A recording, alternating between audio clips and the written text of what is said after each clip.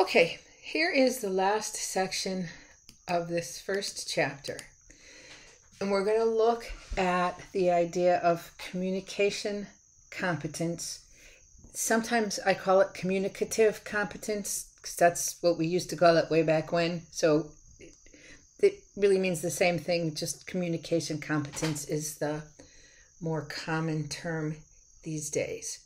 Okay, so for me, Chapter 1 has really led up to this last section that we've learned a little bit about, why should we study communication? What does communication do? How I just went blank on what I was going to say. What exactly, we looked a little bit at the models of communication competence and what interpersonal communication is. But now let's look at what goes into making someone a competent communicator. And remember I said the last section, we don't want to use the word good. We want to use competent or possibly effective. So it's important to realize that there is not one ideal way to communicate effectively. I mean, wouldn't that be great if we could just learn the secret and then we would have no problem? But because people are different and situations that you're in are different, there's not just one way that you, not one trick that you can learn. Okay. Competence is situational. So there you will find that there are situations in which you feel that you are very competent and situations in which you feel that you are less so. When I was younger, definitely, a mature adult, I was very good one-on-one with people. That was a situation where I felt comfortable. Small groups, really, more or less. And yet, I just struggled so much in interviews. I know a lot of people do. But that always made me doubt that I was a competent communicator. I really had to step back and realize that I can't expect to be good in every single aspect without working at it. But truly, competence can be learned. My hope in this class is that by the time you get to December 15th, when we are done, that you will have seen how you have grown, your knowledge has increased throughout the class, and your skills have also increased, that you have become a more competent communicator. So, what are the characteristics of competent communication? So this is still rather theoretical. What I'm having you do for your first journal is you're going to do a relatively short assessment where you are going to answer questions and you're going to assess your own competent communication. So as you listen to this and as you read the last section in Chapter 1, I want you to pay attention to this, because this is very, very important for your understanding, and it's how I am going to assess your understanding. So you have to have a large repertoire of skills. I used to use the example of the Barney bag, and then my son told me he was embarrassed that I was using such a terrible example.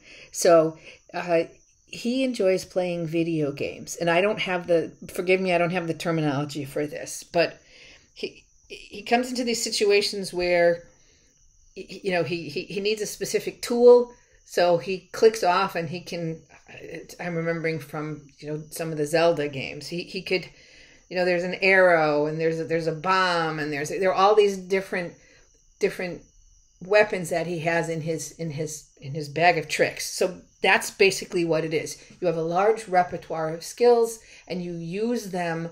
You know that you have them, so you use them when you need them. You have to be able to adapt.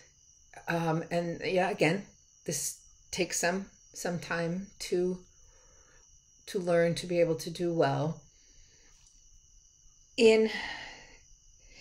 If you can only do one, what am I trying to say? So this gets into the situationality. I'm not even sure what the word is.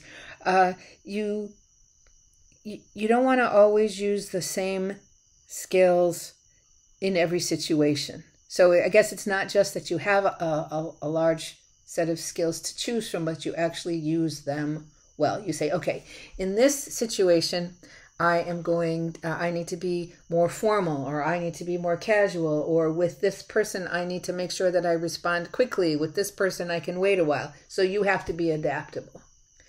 You have to have the ability to perform skillfully. Well, I'm guessing that there are several of you who believe that you do not always communicate very well. How are you going to improve? And what happens is we're not sure we can do something well, so we're less inclined to do it, so we don't have a chance to practice, so we don't get better, so we think that we don't do it well, so we don't want to do it. So it becomes this self-fulfilling prophecy, which we'll talk about in another chapter. So basically, in order to become skillful at something, you have got to actually try it. Okay. You have to have empathy. You have to develop the ability to put yourself in someone else's shoes. It is very easy to see the world from our own perspective. It is a lot harder to imagine what things would be like from somebody else's shoes, so to speak. We will talk about perspective taking in chapter 4 especially, but just, think about when I was little, a very common phrase for parents to use, and maybe I'm sure I did it when my children were little, is to say, how would you like it if so-and-so did that to you? So basically you're asking the child to step outside of their own perspective and see the world from someone else's point of view. Okay. I think my favorite is maybe cognitive complexity. And that is, all right, so cognitive means the brain, right, and thinking. And complexity means not simple. So basically what we're saying is you have to be able to look at the world in a way where you can think about it not simplistically. So I'm sure you have all been on the highway and you're driving along and you're going the speed limit, and like someone's like zips by you and they're really close to you, and you flip them off and you yell at them or you blow your horn at them, whatever. And probably your first thought is, this person's just a jerk, or some other words that you might use that I'm not going to record. Is that the only possible explanation for their poor driving? That they're just a terrible person or a terrible driver? So what are other possibilities? Oh, they are, they've got to get to the hospital very quickly for some reason. They have to pee so badly that they are driving like a maniac to get home. They just got some bad news, so they're really not paying attention to what's going on. All right, so these are examples of cognitive complexity. It's not easy to do, but it's something that you can train yourself to do. Maybe not exactly in the moment, but if you can at least start to take a step back, your initial reaction, this person's terrible, take a step back and think, what are possible reasons that they might have done this? So practice some cognitive complexity. And what I asked you to do by, taking a step back and think about it is basically you are self-monitoring. You are taking a step back and thinking about how you did. Many of us are hypercritical of ourselves. And so I had a friend who many, many years ago went to a job interview, and she came out, I was her ride for that, and she came out and she said, I'm not going to get the job. I said, well, why?